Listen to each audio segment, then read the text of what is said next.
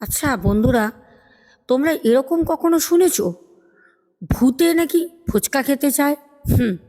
অবাক লাগলেও একদম বাস্তব রিয়েল একটা স্টোরি তোমাদের সাথে শেয়ার করছি। আর এই ঘটনাটা আমি কালকেই এক ভাইয়ের মুখ থেকে শুনি।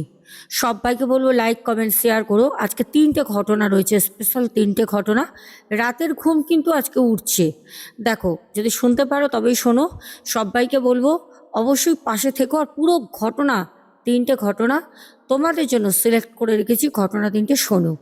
কারণ আমি যেহেতু দুদিন পর পর ঘটনা দিতে পারিনি, তো ঘটনাগুলো জমতে থাকে, যার জন্য আজকে তিনটে ঘটনা, মারাত্মক মারাত্মক তিনটে ঘটনা তোমাদের জন্য সিলেক্ট করেছি। তাহলে চলো প্রথম ঘটনায় আমরা যাই।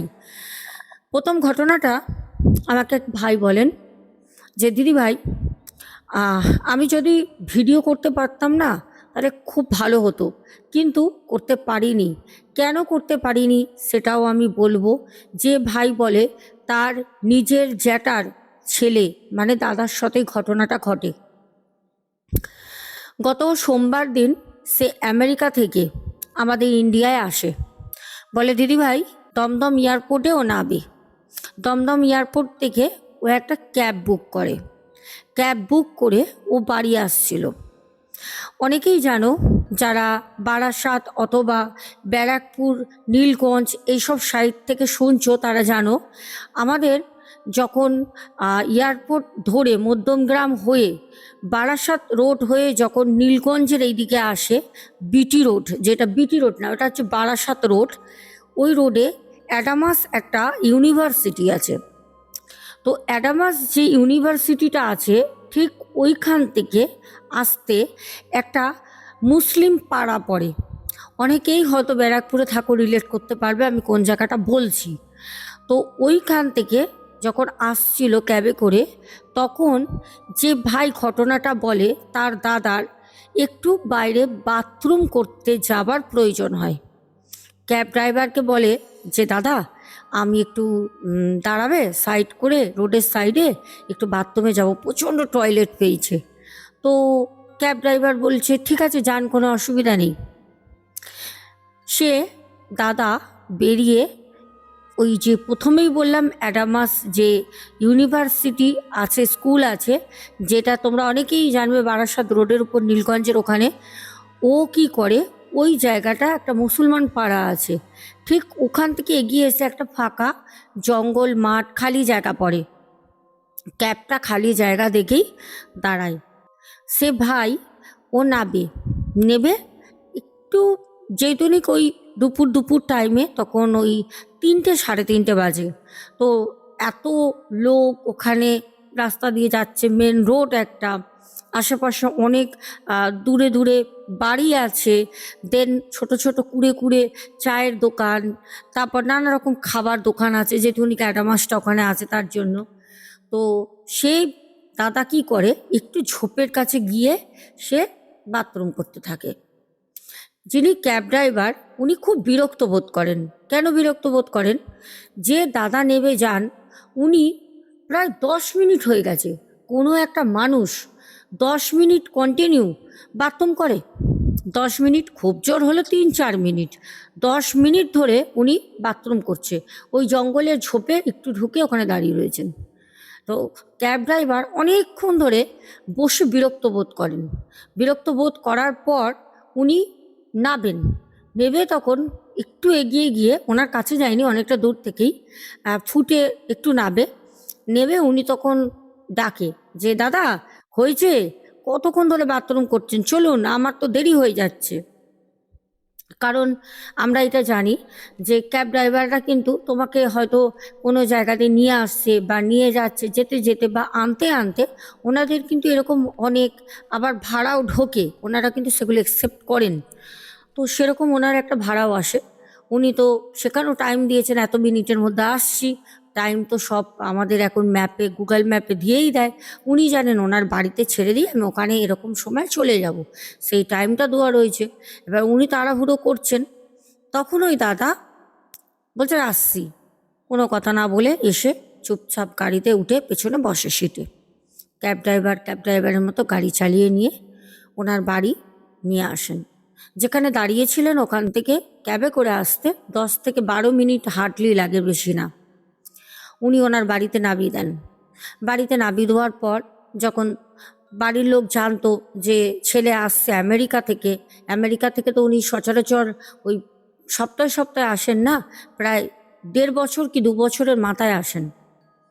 তো বলে রাখি, যে দাদার সাথে ঘটনাগুলো ঘটছে, মানে যে দাদা বাথরুমে গেছিলেন, উনি একজন ব্রাহ্মণ ঘরের ছেলে, এটা বলে রাখলাম।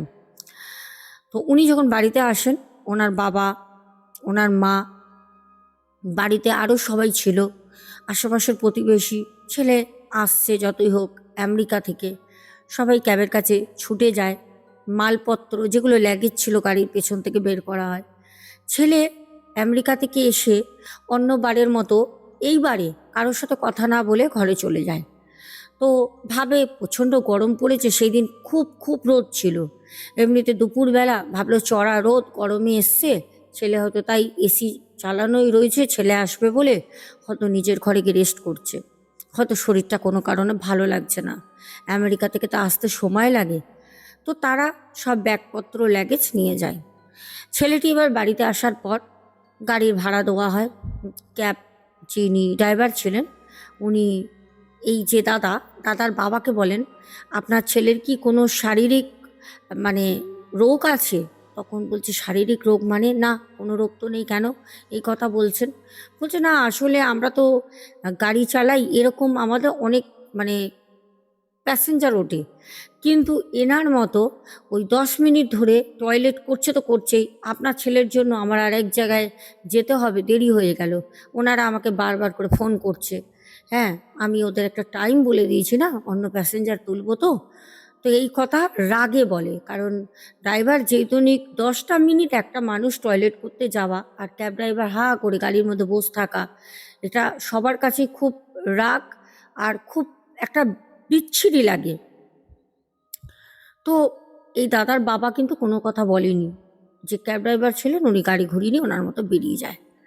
এবার যখন মা, বাবা, আশেপাশের কিছু প্রতিবেশী যাদের সাথে খুব ভালো পরিচয় ওদের, সবাই কিন্তু একে একে ভিতরে যায় যেখানে ছেলে রয়েছে।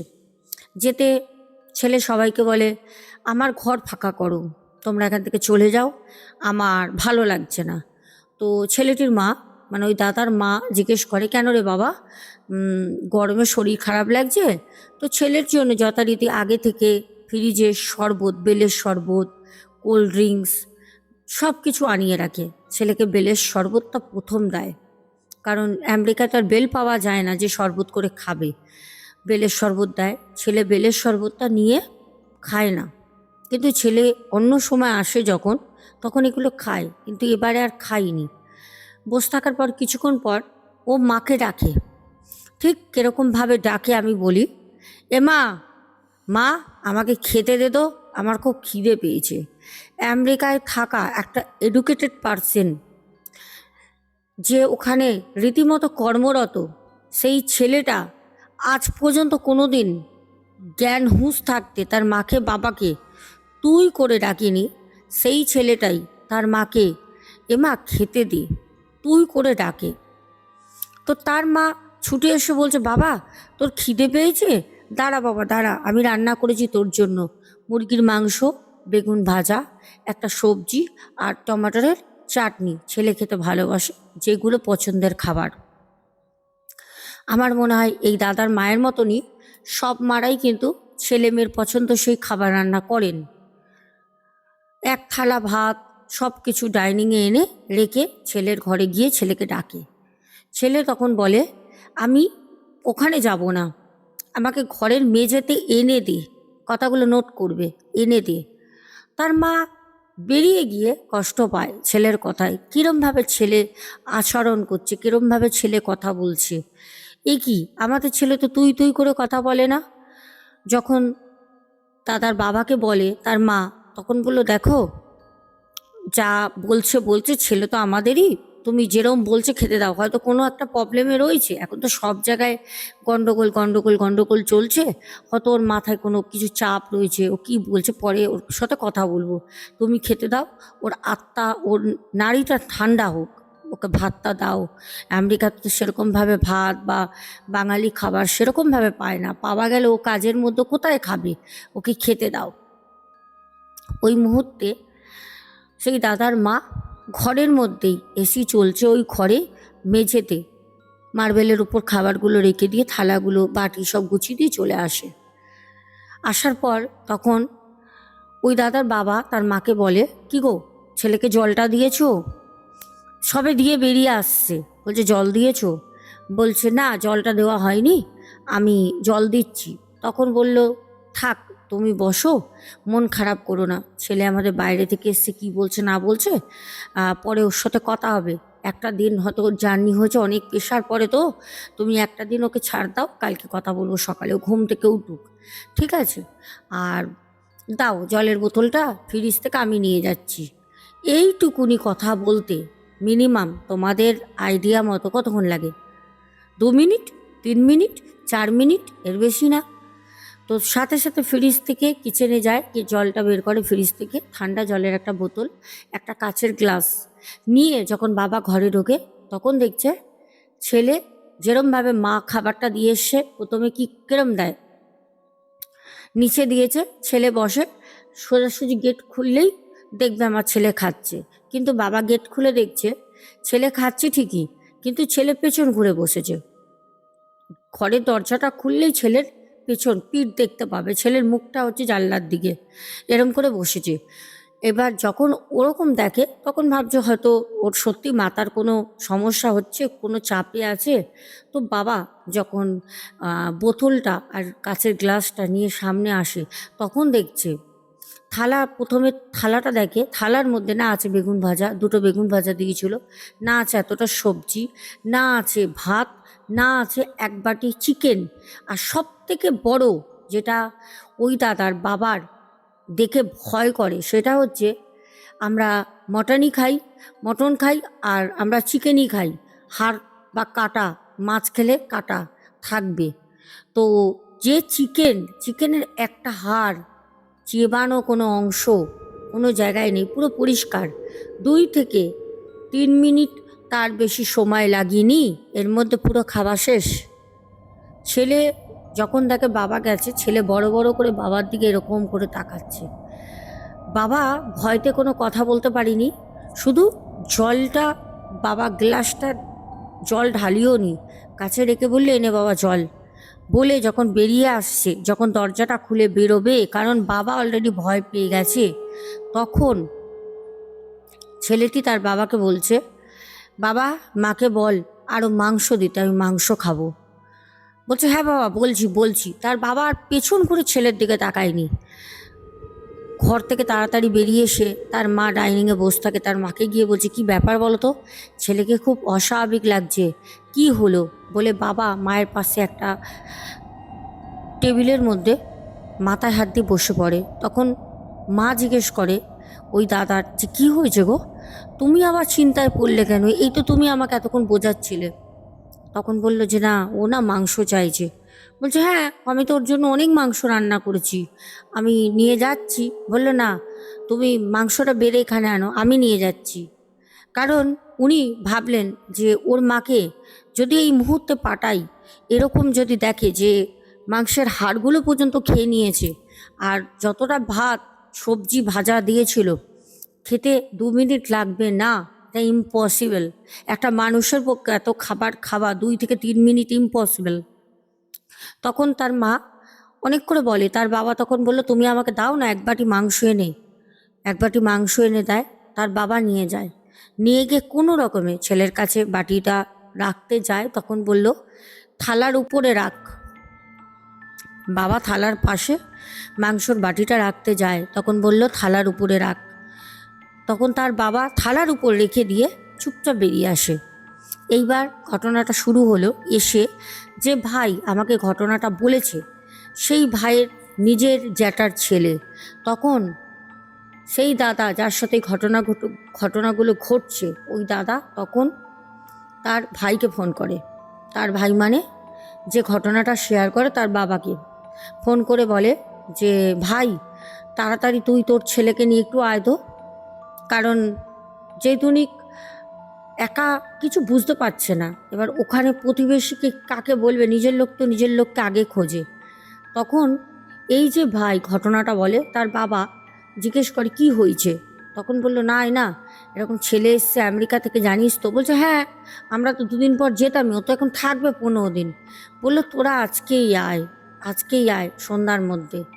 কথা মতো কাজ। বাইক ছিল, বাইক নিয়ে যে ভাই ঘটনাটা শেয়ার করে তার বাবাকে পেছনে বসিয়ে নিয়ে সাথে সাথে বুঝতে পারে কোনো একটা প্রবলেমে ওরা পড়েছে। যখন বাড়িতে যায় তখন এই ভাইকে আর তার বাবাকে সব বলে, বলে জানিস এরকম এরকম ব্যাপার। আমাকে ভাইটি বলছে, আমার এখানে ভয়েস আছে, আমি পারলে তোমাদের দিয়ে দেবো, কারণ আমি হাইট করে ওর ভয়েস যে বলছিল সেগুলো আমি রেকর্ড করেছি। তখন সে ভাই বলছে, দিদি আমার দাদার চোখ মুখ না পুরো অন্যরকম। আমাকে আমার জ্যাঠা বলল, যা না যা, তুই যা দাদার কাছে যা। আর দাদা যখনই আসে তখনই এ ভাই যায় কলকাতায় ঘুরতে যাওয়া, এইদিকে ওইদিকে যাওয়া, সে বিশাল আদরে ব্যাপার একটা। খাওয়া দাওয়া, ঘুরতে যাওয়া, সারা দিন গাড়ি নিয়ে বাইরে হই হই করা। কারণ এই ভাইয়ের বাইক আছে, এ ভাই বাইক নিয়ে, ওই দাদা আসে, দাদাকে নিয়ে সারা কলকাতা টোটো করে, কখনো দীঘা, কখনো তারাপীঠ, বেশি ছুটি পেলে এরকম চলেও যায়। তার সাথে খুব ভালো একটা সুসম্পর্ক। তখন বলে তুই যা না, গিয়ে কথা বল না, যা না, কি ব্যাপার একটু দেখ না। সে ভয়তে ভয়তে সে ভাই যায়। যখন দরজাটা খুলে ঢোকে, বলছে দিদি তুমি বিশ্বাস করবে না, আমি যখন ওর ঘরে দরজাটা খুললাম, এত গরম সেই দিন যেদিন দাদা এসছে আমেরিকা থেকে, এত গরম, বাইরে থাকা যাচ্ছে না। কিন্তু আমি যখন ওর রুমে দরজাটা খুললাম, এত ঠান্ডা ওর ঘর, মানে একটা মানুষ 1 মিনিট দাঁড়াতে পারবে না, গরম থেকে ঢুকে এত ঠান্ডা। ও জানি না কি করে ওখানে রয়েছে।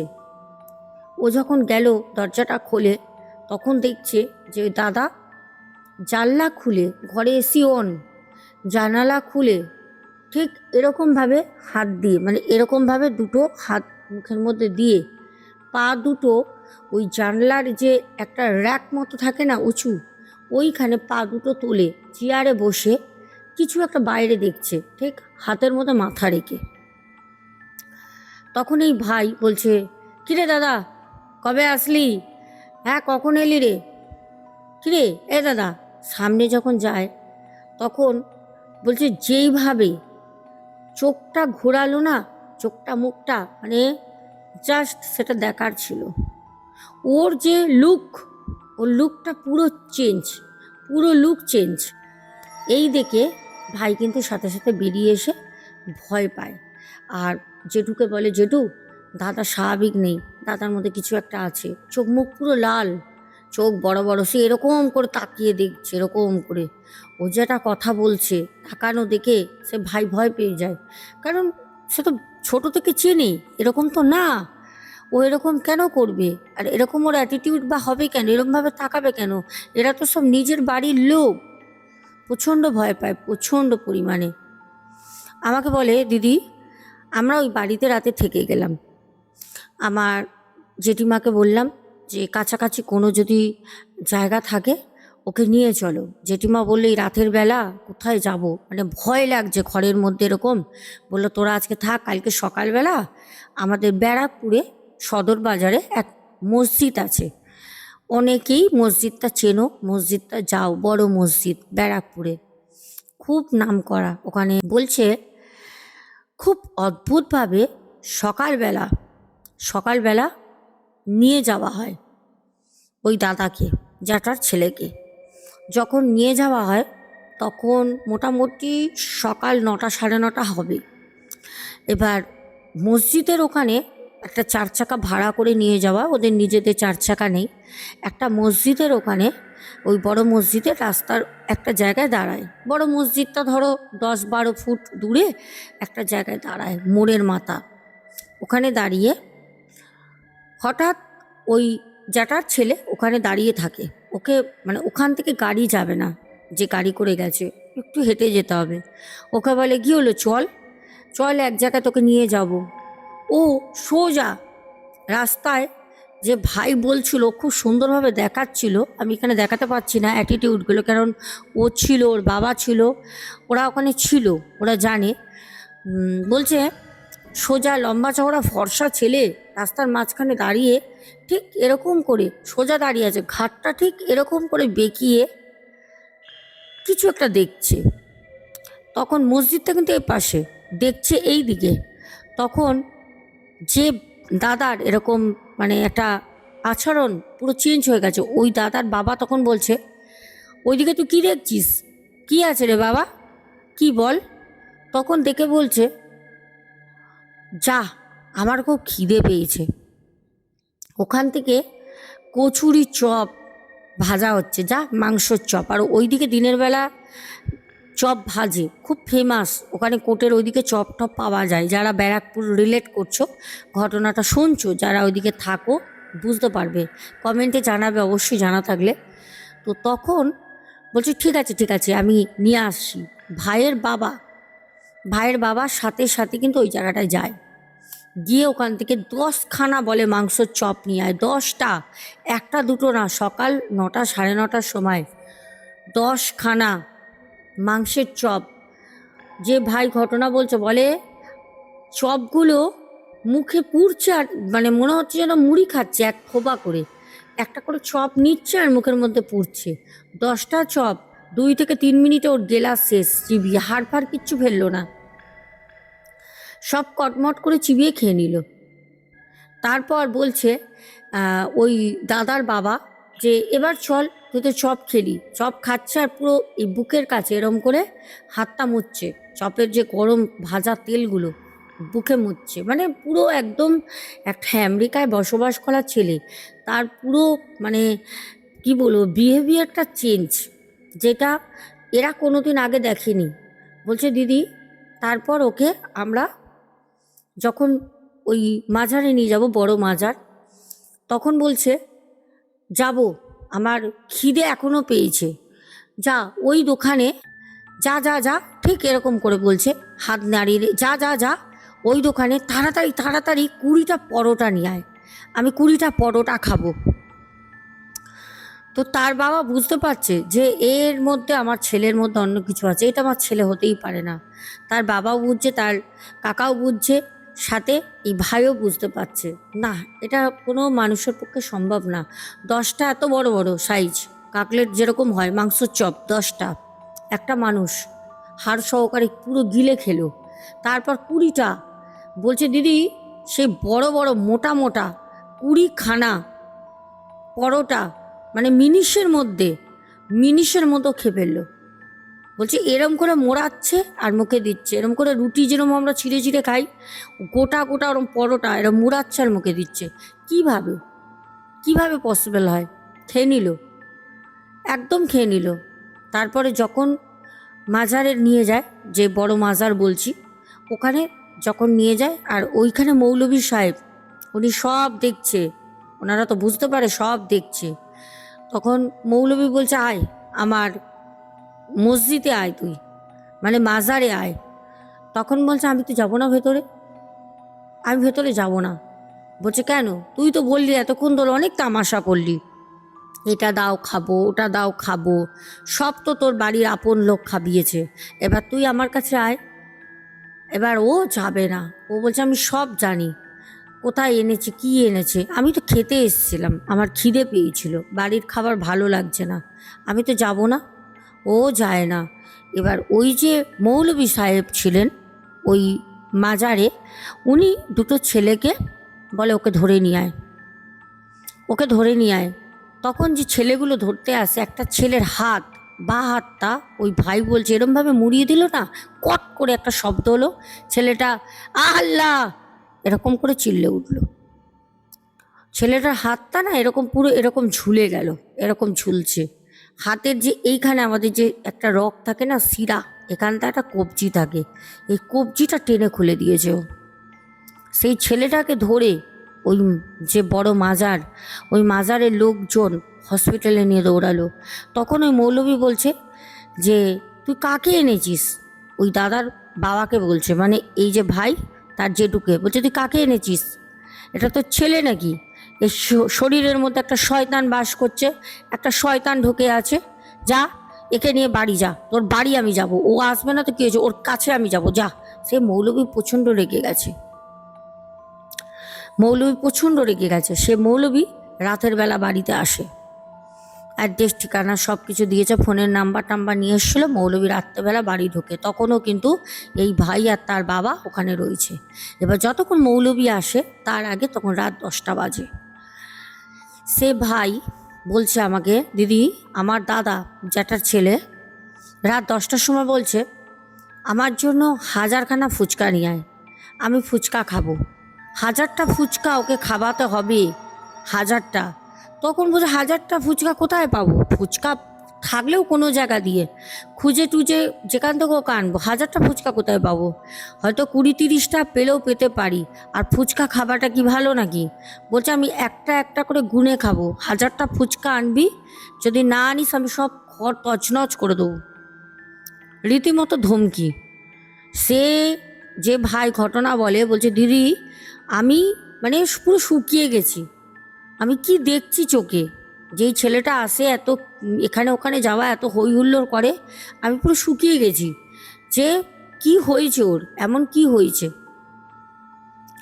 পুরো নীলকণ্ঠ ওরা যেখানে থাকে ওই জায়গায় খুঁজে, ব্যারাকপুর থেকে খুঁজে, তাও মানে 1000টা হয়নি, 400-500 হয়নি, 400 মতো ফুচকা, 425টা কি 37টা ফুচকা জোগাড় করে, ওইটাই নিয়ে গিয়ে ওকে দেয়।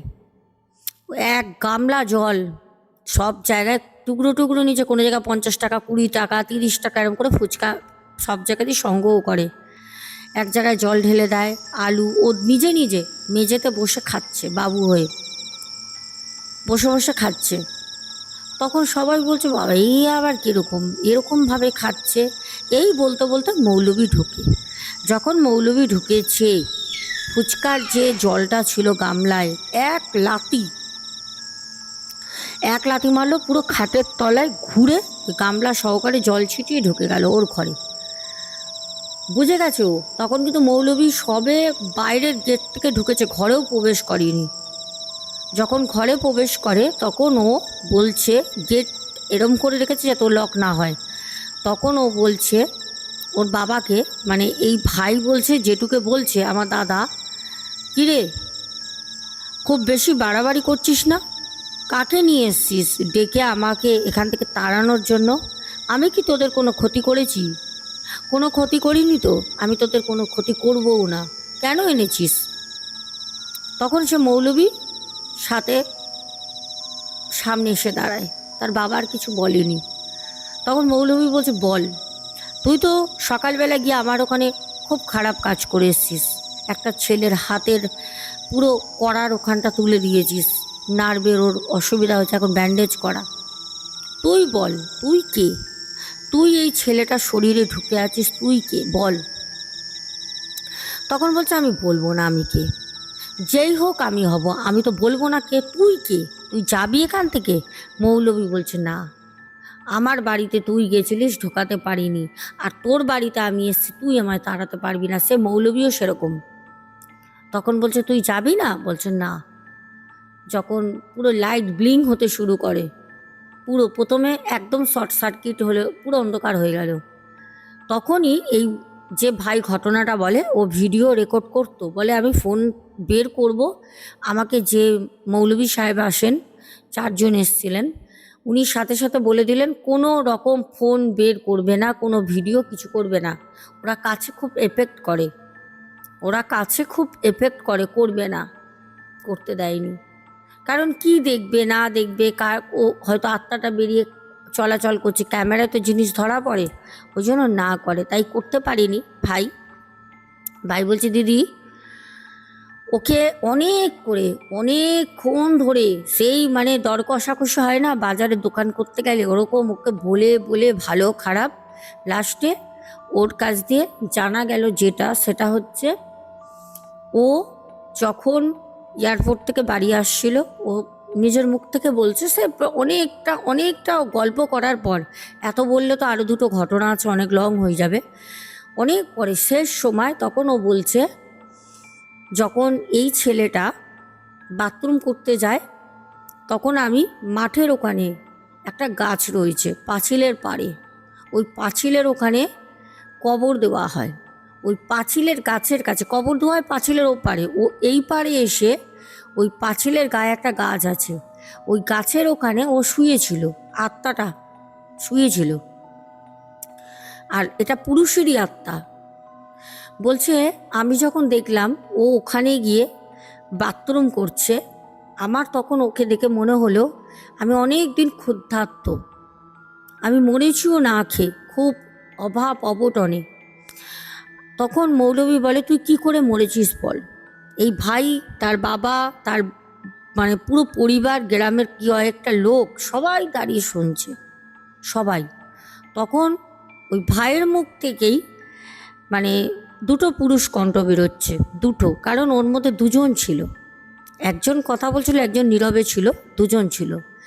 বলছে আমি গায়ে আগুন দিয়ে পুড়েছি, আমি নিজেই আমার গায়ে আগুন দিয়েছিলাম, কারণ ওরা খুব গরিব ছিল, খাওয়া দাওয়া ছিল না, কাজকর্ম ছিল না, খুব অভাব অনটন, লোকের দোকানে দোকানে বাড়িতে কাজ করতো, টাকা পয়সা দিত না, যার কারণে ও গায়ে তেল লাগিয়ে মারা যায় যখন ওর বাবা মরে যায়। তারপরে তো ওর শরীরে মৌলভী বলে যে ও একা ছিল না, ওর বাবার আত্মাও ছিল, দুজনে মিলে খাচ্ছিল, দুজনে মিলে। তারপর বলল দেখ ছেলেটা বাইরে দিয়ে এসছে, অনেক কিছু করে বলে, এমনিতে তো যায়নি, ছেড়ে যায়। ওদের বাড়ির পেছনে একটা সরু একটা পেয়ারা গাছ ছিল, ফলন হয় গাছটায়। ওই পেয়ারা গাছটা বলছে ঝড় নেই, জল নেই, কিছু নেই। যখন বলল যে আমি চলে যাচ্ছি, খাবার খেতে চায়, তার আগে বলে রাখি মাছ ভাজা চেয়েছিল। রাত আনুমানিক 1:30 বাজে, তখন ওই প্রসিডিওরগুলো চলছে মৌলভীর সাথে। রাত 1:30টার সময় মাছ কোথায় পাবে? তখন মৌলভী বলে যেরম করে হোক, যেখান থেকে হোক মাছ আনতেই হবে। তখন বলে যে ঘরে ফ্রিজে, ডিপ ফ্রিজে তোমার ওই কি মাছ বলে, বাটা মাছ, একটু বড় সাইজের যে বাটাগুলো হয়, বাটা মাছ আনা আছে। তখন বললো ওই মাছ ভেজে দেন। ওই মাছ এমনি নুন হলুদ কিছু মাখায়নি, তেলে, ছাকা তেলে ভেজে দেয়। ওই মাছ বলছে এরকম করে ধরছে, মাছটা এরকম করে মুখে দিচ্ছে, আর এরকম করে পুরো করে চিবিয়ে কাটাটা পুরো গোটা কাটা এরকম করে টেনে নিচে ফেলছে। 7খানা মাছ ভাজা খায়। বলে দিদি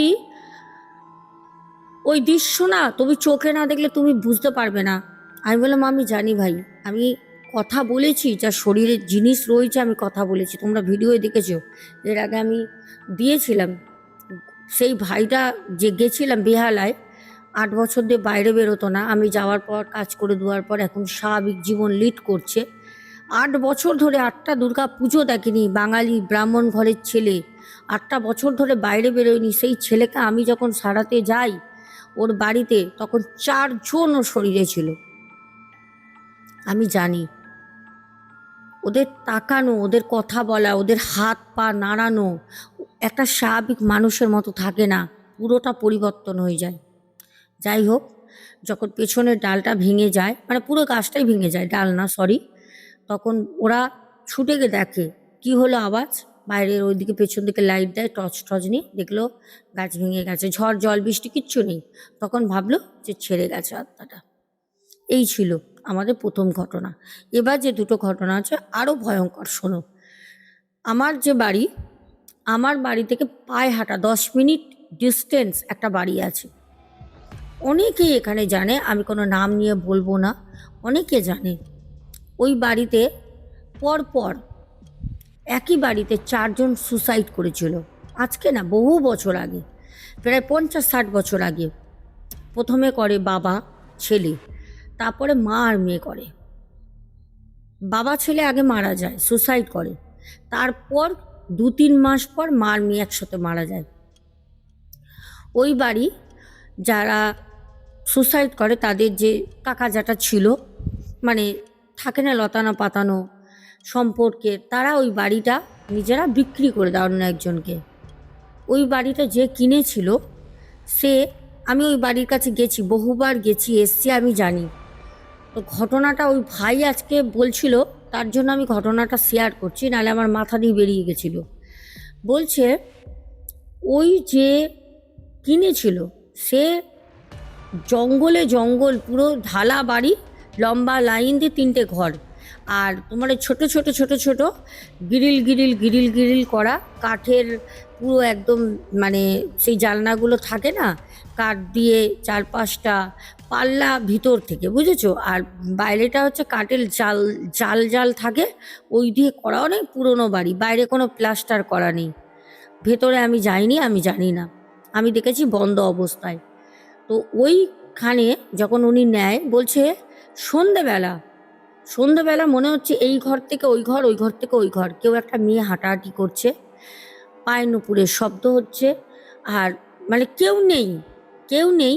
যারা নিয়েছিল সে একা ছিল, রাতের বেলা ওই ঘরে জিনিসপত্র কিছু রাখতে গেছিল, মানে ওই মিস্ত্রিদের রাখতে গেছিলো, মিস্ত্রিরা কাজ করবে, জঙ্গল পরিষ্কার করবে, প্লাস্টার করবে, রং ঠং করবে, জানলাগুলো পাল্টাবে, নতুনভাবে তৈরি করবে। বলছে এরকম কিছু সে অনুভব করে সেই দিন থেকে। ওই বাড়ি প্রায় 20-25 বছর হয়ে গেল ওরকম বন্ধ অবস্থা পড়ে রয়েছে, জঙ্গল, ঘরের ভিতর থেকে বাইরে থেকে ছাদ থেকে পুরো জঙ্গল হয়ে গেছে। ওই বাড়িটার পেছনে একটা বাড়ি আছে, ওই বাড়িতে মহিলারা বা পুরুষরা কোনো সময়, অত বড় ছাদ, দোতলা বাড়ি, ওই বাড়ির ছাদে কোনোদিন কোনো প্রোগ্রাম বলো, কোনো কিছু অকেশন, পুজো, কোনো সময় ওরা ছাদে ওঠে না সন্ধ্যের পর। কারণ যদি তুমি ছাদে ওঠো, তাহলে পরে তুমি যদি ছাদে কোনো জায়গায় বসে দাঁড়িয়ে থাকো, এখনও ওই বাড়িটার একদম পেছনে, তো যেই বাড়িটার কথা বলছি, সেই বাড়িটা দিয়ে এখনও ওরা প্রত্যেক রাতে ওই পায়ের নুপুরের শব্দ ওই আশেপাশের এলাকার যতগুলো বাড়ি আছে সবাই শুনতে পায়। রাতের বেলা তো দূরে ছাড়ো, সকাল 10টা-11টার সময় ওই গলি দিয়ে কেউ যায় না, কারণ ওখানটা এতটাই নিস্তব্ধ, জায়গাটা এতটা নেগেটিভ আর এতটা ভয়ঙ্কর।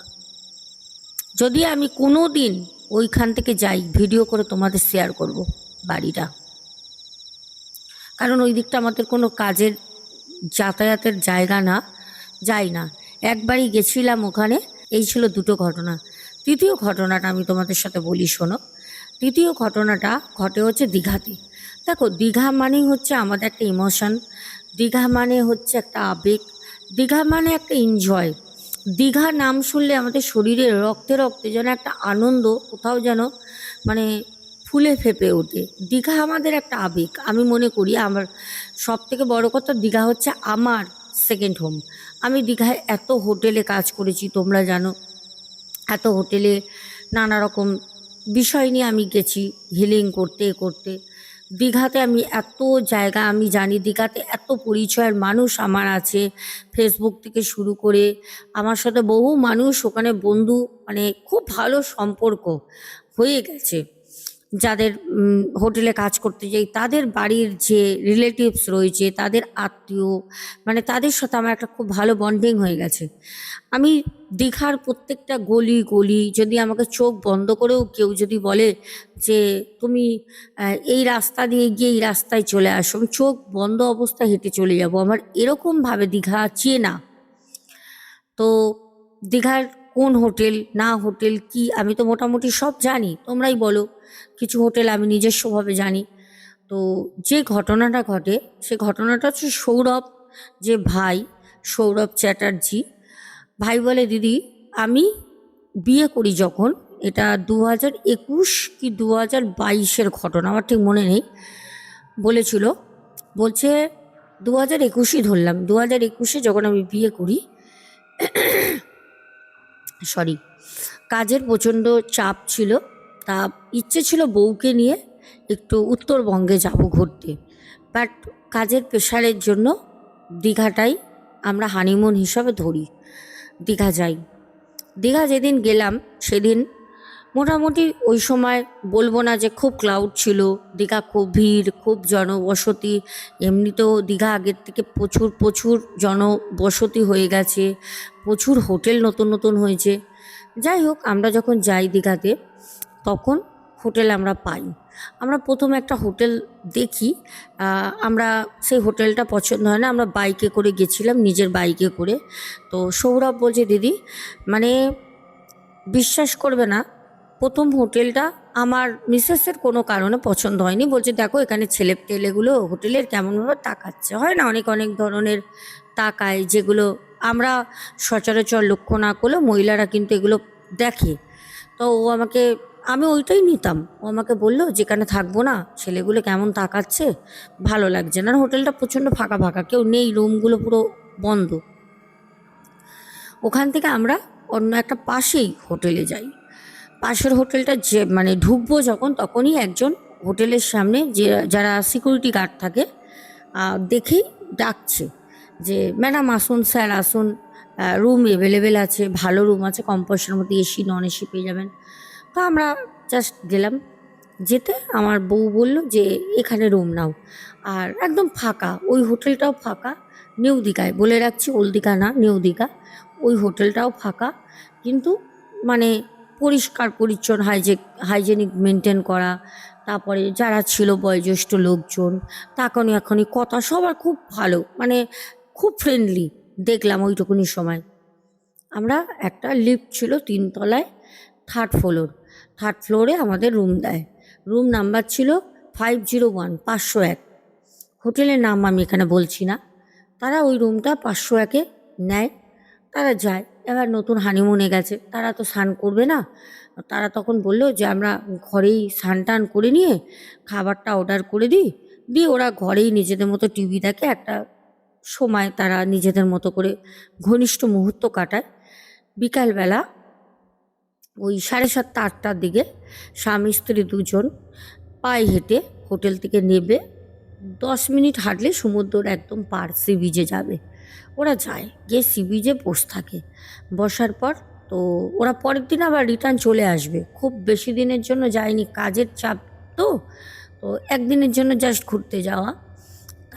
ওরা কিছুক্ষণ থাকার পর ওই রাত তখন 10টা, 10:30 বাজে, ওরা যখন ফিরে আসছে সমুদ্রর ধার থেকে, তখন ওই যে ভাই সৌরভ, ওই ভাইয়ের ফোন আসে। তো ভাই একটা আননোন নাম্বার দেখে ফোনটা রিসিভ করে। প্রথমে একবার রিং হয় যখন বসেছিল সি বিচের ধারে, দ্বিতীয়বার যখন রিং হয় তখন আসছে। তো ফোনটা রিসিভ করতে বলল যে স্যার, আমরা এরকম হোটেলের নাম বলে যেই হোটেলে আছে, এই হোটেল থেকে বলছি, আপনারা একটু তাড়াতাড়ি আসুন, কারণ আমাদের হোটেল 11টার মধ্যে গেট বন্ধ করা হবে। বললে আমরা উঠে গেছি, সমুদ্রের ধারেই ছিলাম, আর 2 থেকে 3 মিনিট লাগবে, হোটেল আমরা দূরে আছি, দেখতেই পাচ্ছি, আসছি। তো তারা রুমে আসে, খাবার অর্ডার দেয়, খাবারটা দিয়ে যায় 11টা 15-20 দিকে। ওরা বলেছিল রাত 11টার দিকে দিতে। তো খাবার দিয়ে যায়, ওরা খায়। রাতের বেলা বলছে খেয়ে দিয়ে ওদেরকে বলেছিল, দেখবে এগুলো তোমাদের সাথে আমাদের সাথেও হয়, হোটেলে খাবার পর যে এঁটো কাটা থালা বাসন থাকে, সেগুলো তারা বলে যে স্যার বা ম্যাডাম, আপনারা রুমের যে দরজাটা আছে সেটা খুলে আপনার রুমের বাইরে একটা সাইডে থালা বাটি যা খাবেন আপনাদের ডিনার, সেই জিনিসগুলো, থালা বাসনগুলো বাইরে রেখে দেবেন। ওদেরও কিন্তু সেটা বলে। সৌরভ ভাই সব কিছু থালা বাসন গুছিয়ে বাইরে রেখে দেয়। বাইরে রেখে দিয়ে গেট টেট বন্ধ করে ওরা একটা মুভি চালায়, মুভি বা গান কিছু মিউজিক শুনছিল। তারপরে ওরা প্রায় 2-2:30টার সময় ঘুমায়, অনেকটা রাত করে। পরের দিন তো চলে আসবে। 11টার সময় ওদের চেক আউট ছিল হোটেলের রুমে, ওরা চলে আসবে। তো রাতের বেলা যখন 2-2:30টার সময় শোয়, সৌরভ ভাইয়ের কোনো কারণে ঘুম আসছিল না, কিন্তু তার মিসেস ঘুমিয়ে পড়ে। ভাই ঘুম আসছে না দেখে ও ভাবলো যে যাক, ও ঘুমাচ্ছে, আমি ব্যালকনিতে দাঁড়িয়ে একটু স্মোক করি। তো ও যখন ব্যালকনিতে যায় সিগারেট আর লাইটার নিয়ে, ও কিন্তু যে ব্যালকনির যে ডোরটা থাকে, একটা গেট থাকে তো কাছের, একটা উইন্ডো মতো, ওইটা বন্ধ করে দেয় যাতে স্মোকটা সমুদ্রের হাওয়ায় ওই রুমে না আসে। কারণ সত্যি কথা বলতে বাইরে গেছে বলে বউ তাও খেতে অ্যালাউ করেছে, কিন্তু সেরকমভাবেও দাদাভাই বউ এগুলো পছন্দ করে না, কোনো রকম নেশা। তা ভাবছে যে ঘুম আসছে না, সকালে তো বেরিয়ে যাব, যদি দুপুর হয়ে যায় ওদের একটা টাকা হোটেলের ওদের একটু সেট করে কটা টাকা দিয়ে দেবো, একটু ঘুম তো দরকার, কারণ কলকাতায় আসবে সে বাইক রাইড করে। তো যখন সে স্মোক করে তখন একটা জিনিস সে বুঝতে পারে যে হট করে মনে হয় কেউ যেন, ব্যালকনির লাইট তো অফ, ব্যালকনির লাইটটা কিন্তু জ্বালানো যায় না, ব্যালকনির লাইটটা পুরোই সিস্টেম হচ্ছে হোটেল কর্তৃপক্ষের। ওরা লাইটটা অন করে সন্ধ্যা 6টার সময়, রাত 11টার সময় যখন হোটেল বাইরে লক করে রুম, তখন প্রত্যেকটা রুমের মানে হোটেলের গেট যখন লক হয় প্রত্যেকটা রুমের যে ব্যালকনি থাকে লাইটগুলো অটোমেটিক্যালি ওরা নিজেরাই ওটা কন্ট্রোল করে বন্ধ করে দেয় ওদের হাতে। তো লাইট অফ, পুরো অন্ধকার, আর ঘরেও একটা জিরো লাইট জ্বলছে, বউ ঘুমাচ্ছে। ওই ভাই সৌরভ বলে, দিদি আমি একা দাঁড়িয়ে স্মোক করছি, পুরো দীঘা ফাঁকা, দুই একটা কুকুর দেখছি দূরে ছুটে বেড়াচ্ছে, নিজেদের মতো খেলা করছে, রাস্তায় একটা লোক নেই, দোকানপাট সব বন্ধ, কেউ নেই, অতল সমুদ্র নিজের মতো করে বয়ে চলছে। সমুদ্র তো সমুদ্রের মতো প্রত্যেক দিনই একইভাবে জলের খেলা চলছে, চলেই যায়। মানুষ আসে, তারা নতুন রূপে নতুনভাবে গল্প সাজায়, নতুন রূপে নতুনভাবে দীঘার সমুদ্রকে দেখে, কিন্তু সমুদ্র তার মতনই 365টা দিন অনবরত একইভাবে ওই স্রোত আসে স্রোত যায়, স্রোত আসে স্রোত যায়, এটাই তো প্রকৃতির খেলা। ও যখন সিগারেটটা খাওয়া হয় তো সিগারেটটাও ছুঁড়ে রাস্তায় ফেলে দেয় অবশিষ্ট জ্বলন্ত অবস্থায়, দিয়ে ও যখন দাঁড়িয়ে সমুদ্রের দিকে তাকিয়ে ভাবছে কালকে এরকম সময় বাড়িতে থাকবো, ঘুমাবো, দীঘা দীঘা দীঘা হয়ে গেল, দীঘার একটা ঘোরা, একটা ট্যুর হয়ে গেল। যদি সময় পেতাম, জানি ওর যেতে সময় ইচ্ছা করছে না, কালকে ওর মন আরও খারাপ হবে, যদি আরও 2 দিন থাকতে পারতাম, এসব সৌরভ ভাই ভাবছে। হঠাৎ করে ভাইয়ের ঘাড়ে কেউ একটা হাত দেয়। তো যখন ঘাড়ে হাত দেয়, এরকমভাবে ঘাড়টায় হাত দেয়, ও ভাবলো হয়তো ওর মিসেস হয়তো দেখেছে যে ও বাইরে দাঁড়িয়ে রয়েছে, এসছে, ও সেটাই ভাবে। ওর ঘাড়ে এরকম করে প্রথমে হাত দেয়, দিয়ে ওর ঠিক পেছনে দাঁড়িয়ে ওর যেন মনে হচ্ছে যে ওর বউই, এবার বউ আর ও আছে রুমে, বউ ছাড়া কেই বা হবে, এটা তো সব থেকে বড় প্রশ্ন। তো ওর প্রথমে ঘাড়ের এখানটা হাত দেয়, পেছন দিক দিয়ে আস্তে করে ওই সৌরভ ভাইয়ের বুকের এখানটা হাত দেয়, মানে পেছন দিয়ে যেন হাঁক করে না, ঠিক ওরকম।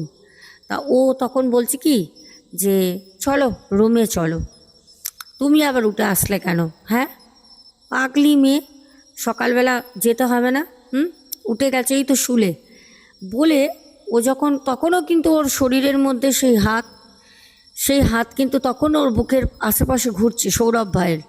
সৌরভ ভাই বলছে, দিদি আমি যখন ঘুরলাম আমি দেখছি নাইট রুমের আলোতে আমার মিসেস খাটের উপর এক সাইড হয়ে ওরকমভাবেই ঘুমাচ্ছে। বুঝতে পারছো? ভাই বলছে মানে ছিটকে উঠলাম, চিৎকার করে ওই ব্যালকনির যে দরজাটা ছিল খুলে কাছের কোনো রকম দাম করে বন্ধ করে, মানে কোনো রকম বউর কাছে খাটের মধ্যে ছুটে গিয়ে পড়ি। আমার মিসেস উঠে বললো, কী গো কী গো, তুমি কি হয়েছে? ওফ, আমি তো ঘুমাচ্ছিলাম, কি হয়েছে? আমি ওখানে আর কোনো কথা বলতে পারলাম না, প্রচণ্ড ভয় পেয়েছি, রীতিমতো কাঁপছি আমি। তখন ও লাইট জ্বালিয়ে আমাকে বললো, কি হয়েছে? কোনো কথা বলিনি, হাতে হাত ধরে চুপ করে পাশে ওর শুয়েছিলাম, কোনো কথা বলিনি। যখন ভোর হয়, একটা চোখের পাতা বন্ধ করিনি, যখন ভোর হয় আমি তখন ওকে বলি, অতক্ষণে আমার ভয়টা অনেকটা কমে গেছে, সকাল হয়ে গেছে। ও আমাকে বললে, কি বলছো তুমি, সত্যি? আমি বললাম, তোমার মিথ্যে কথা বলবো? তখন ও বললো, দেখো তুমি একটা কাজ করো, এখনই চলো, কষ্ট করে আমরা বেরিয়ে যাই, চলে যাব বাড়ি। আমরা ওই সকালবেলা 7:30টার সময় দীঘার, যেখানে আমরা ভেবেছিলাম দুপুরবেলা একটু বেশি সময় ঘুমাবো থাকবো, 7:30টার সময় আমরা ওই দীঘার হোটেল থেকে বেরিয়ে সোজা কলকাতার উদ্দেশ্যে আমাদের বাইক নিয়ে আমরা রাইড শুরু করি। এই ছিল আমাদের ঘটনা। কেমন লাগলো অবশ্যই বলো। এখন আর কমেন্ট পড়বো না, ঘটনা অলরেডি 50 মিনিট ছাড়িয়ে গেছে। 3টে ঘটনা, কোন ঘটনাটা বেশি ভালো লাগলো অবশ্যই জানিও। এখনের মতো আসবো। শুভরাত্রি, ভালো থেকো সবাই।